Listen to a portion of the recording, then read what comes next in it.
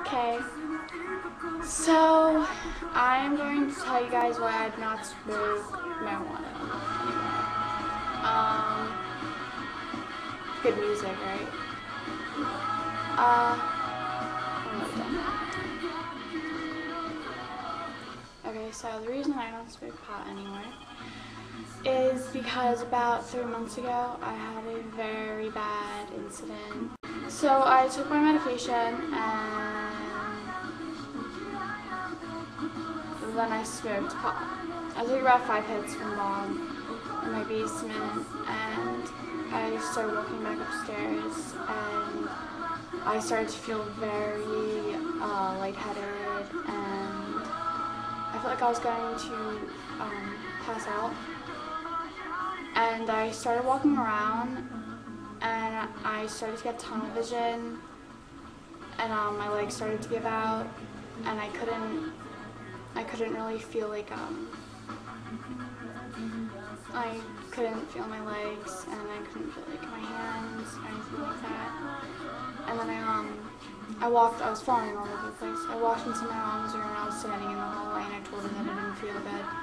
And she asked me if I was okay, and then I went up to her, and I was leaning on the bed, and my arms gave out, and then my legs gave out, and I blacked out on the wooden floor, and I hit my head.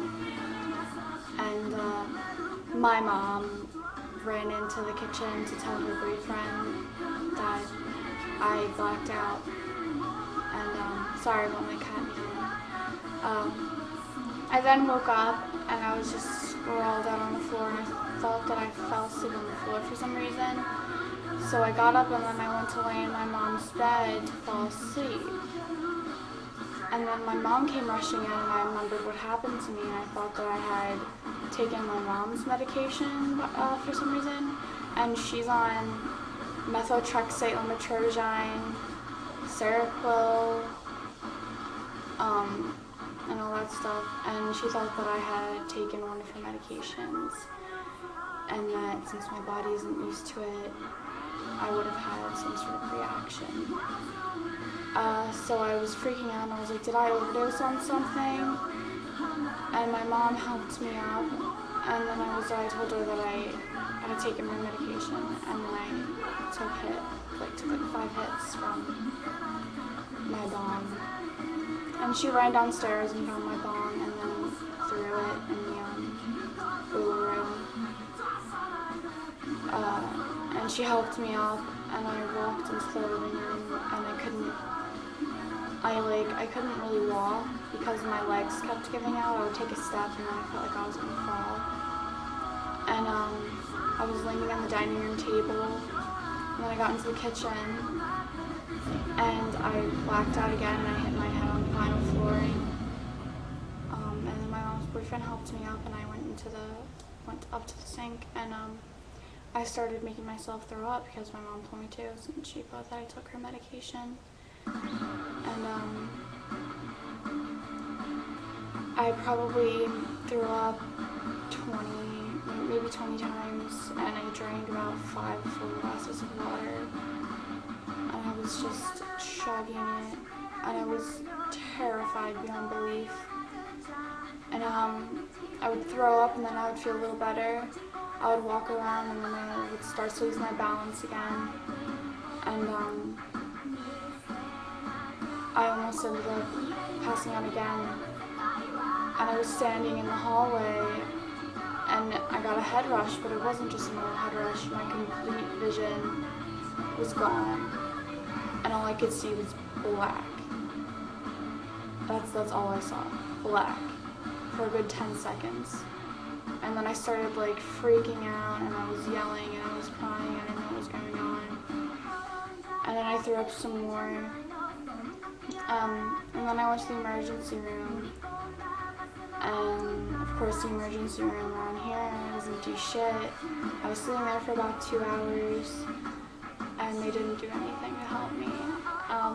And by the time they were even probably going to check up on me, I was already fine. I was just really tired from my Seroquel. So I ended up going home, and I went to sleep. And the next day, I had a very horrible anxiety attack. I was shaking internally and externally. And I'd never had an anxiety attack in my life before this.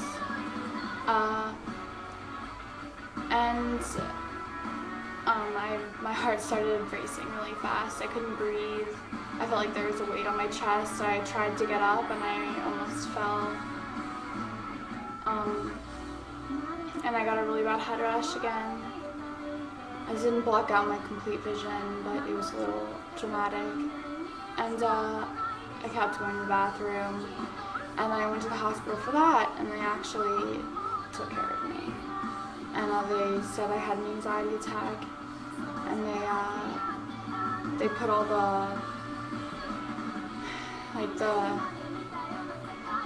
sensors around my heart to make sure I was alright. I got chest x-rays and everything, and they just diagnosed me with anxiety. And ever since then, I've tried to smoke pot, and all that happens is that either they're really sick or you get a horrible anxiety attack, and it's the most terrifying thing I've ever experienced in my entire life. And now I get anxiety attacks about 4 times a week after 8:30, because 8:30 was about when my Seroquel incident happened, and my mind thinks that that's going to happen again.